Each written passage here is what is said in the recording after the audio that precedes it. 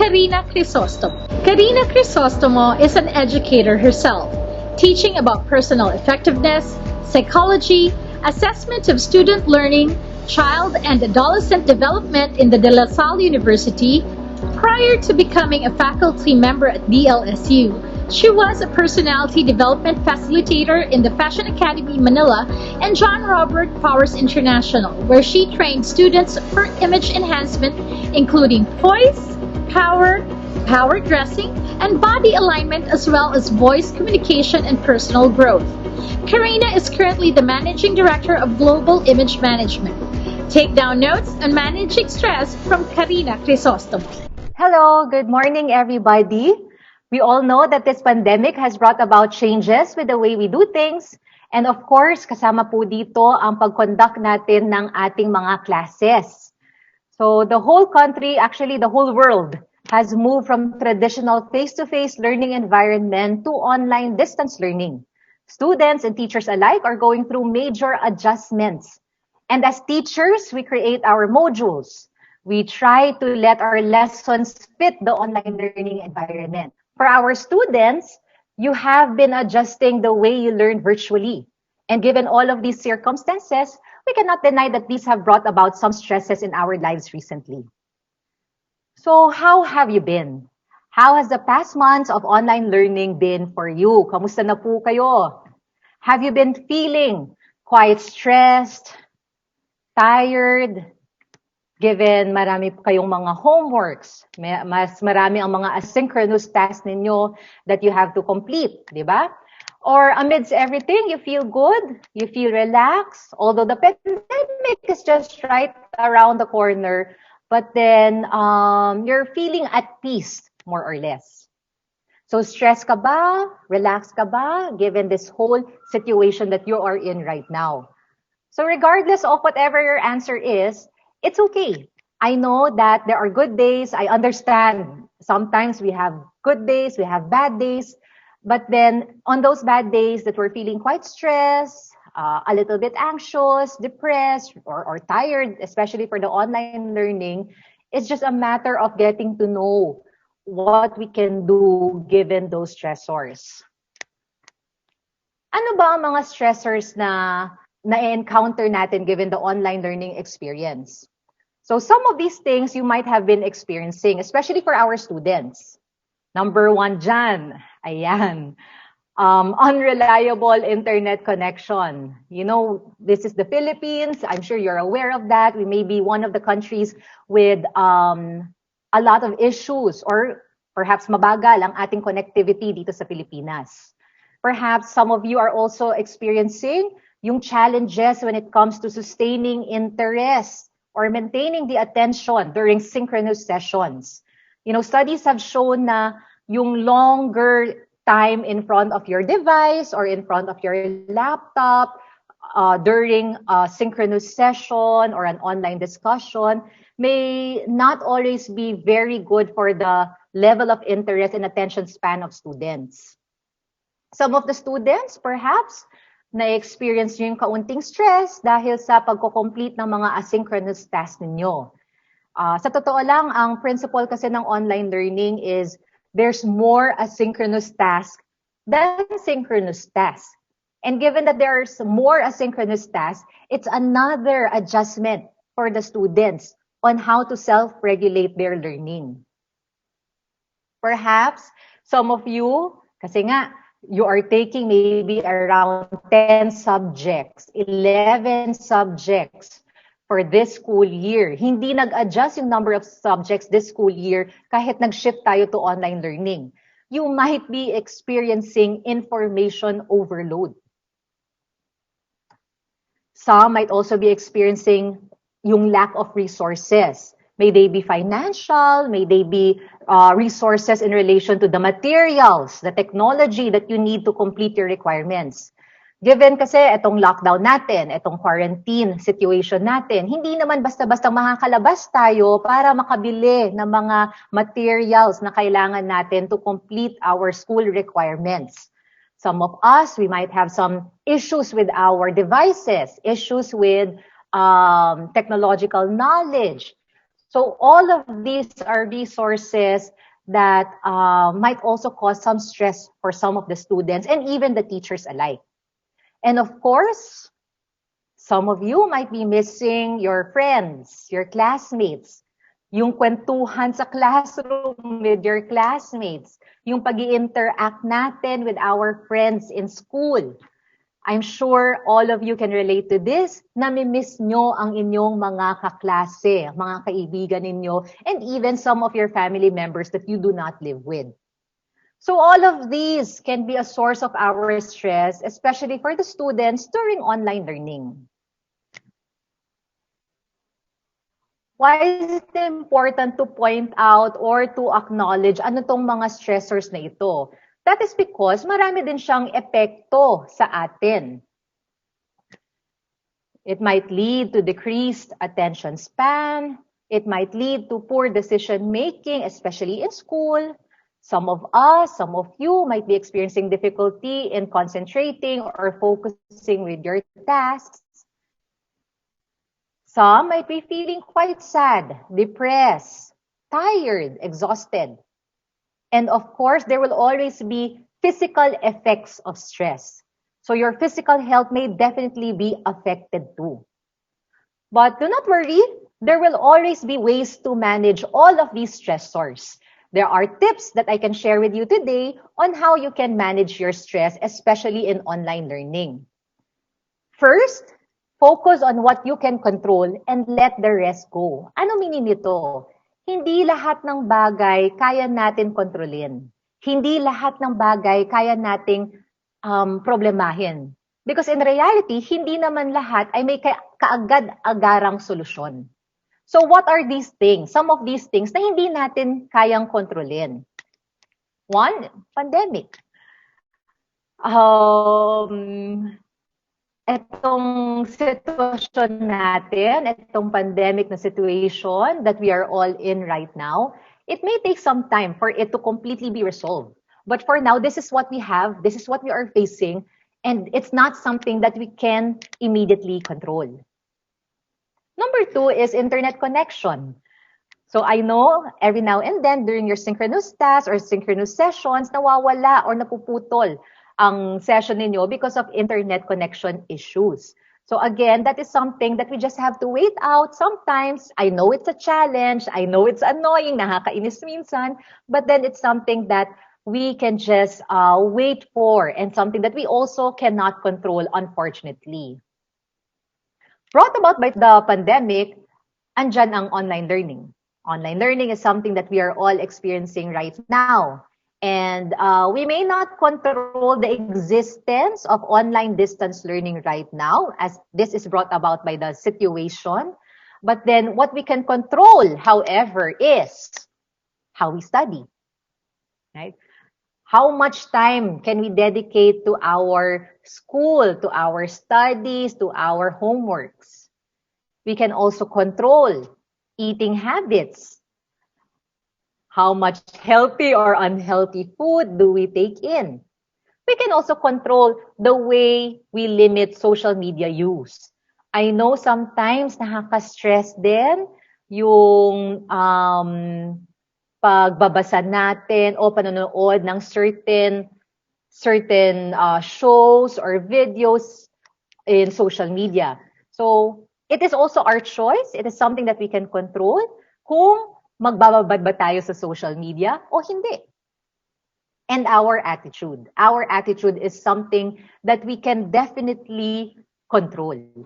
How positive, how negative we are, our perspectives in all of the situation that we are in, especially now in this pandemic situation. Kaya naman tayo nag-shift to online learning.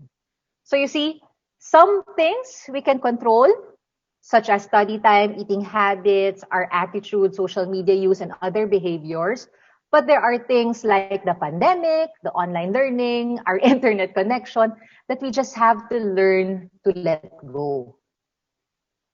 Another way of alleviating our stress or to help us manage our stress is also to manage our time effectively. I know that we all get distracted with so many other activities at home. Siyempre, nandyan yung mga kapamilya natin, mga kapatid, andyan ang TV, andyan ang games. Ayan, definitely ang mga games. So, maraming distractions din talaga at home. But just make sure that you can set your priorities.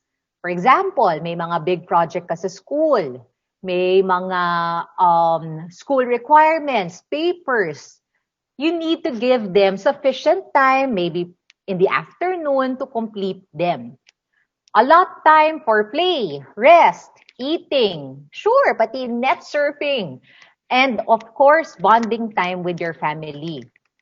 Ultimately, it's really creating and of course, doing your best to maintain your daily routines.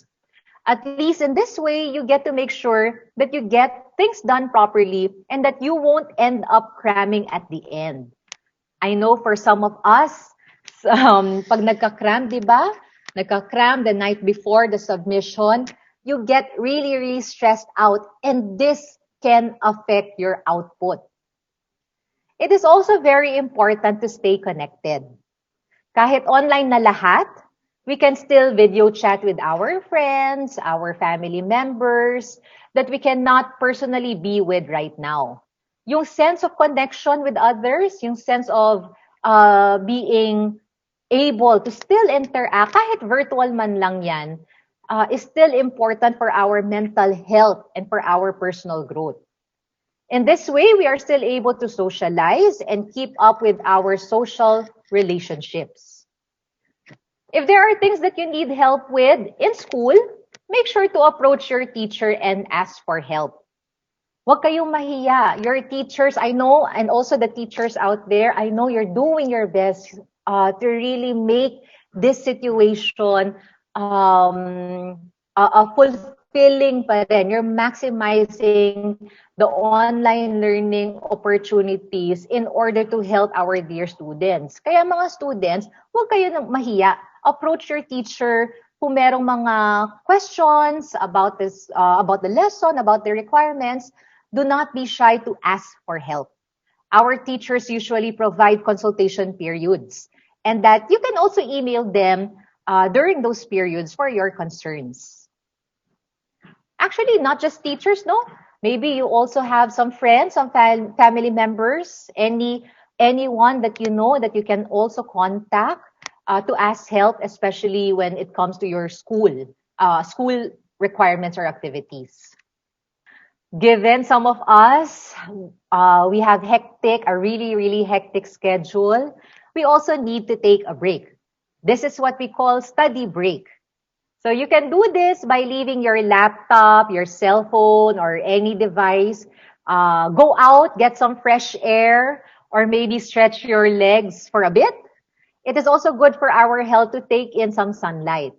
Perhaps, when you wake up in the morning, you go out, makaramdam naman kayo ng kaunting sunshine, vitamin D din yan, in order to boost your immune system.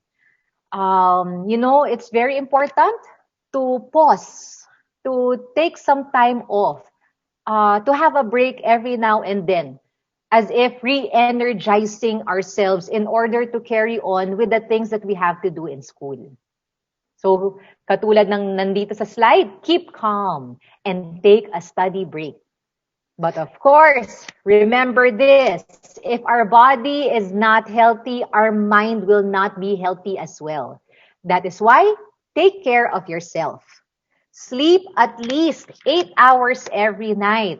Kayo, gaano katagal ang tulog ninyo? Do you get to sleep 8 to 10 hours every night? I know it can be hard for some, especially for our students out there, lalo na kung meron kayong mga inaabangan o tinatapos na series sa Netflix. So try to resist staying up all night watching your favorite series on Netflix or on TV, or may sinusundan kayo na mga YouTube channels. It's okay to use them, pampalipas oras, pang stress reliever na rin, but do not make it eat up your sleep hours. You need to rejuvenate don't forget, you need to rejuvenate and prepare for the following day's activities. Get a sufficient amount of sleep in order to do so. Exercising. Exercising is also a good way to keep yourself healthy. It can be light exercises, it can be some stretches, yoga exercises, cardio, kung kaya nyo naman. Pwede rin naman sa bahay with the help of YouTube videos. So take kahit 10 to 15 minutes lang yan of exercise every day. I promise you, you will feel so much better. Mas magkakaroon kayo ng energy when you do your work, when you do your school activities, as long as you have exercise as part of your daily routine. And for the other picture that you see there, eat healthy. I know we are all in quarantine right now, but please let us do our best to eat healthy and limit junk food intake. Fruits and vegetables will always provide the right nutrients that our body needs. Di ba minsan pag masyadong unhealthy yung mga kinakain din natin, it also brings us down physically, mentally, emotionally. It brings us down and it may make us not want to do the things that we have to do, especially for our online classes. Along with all of these stress management tips that I have shared with you, let us keep a positive attitude. Let us remember to see the bright side also of the things in spite of whatever we are experiencing right now. Let's look at the bright side. Stay positive. Think about this, no? With the technological advances, we are able to find ways still to continue with our learning. And we are blessed at that part.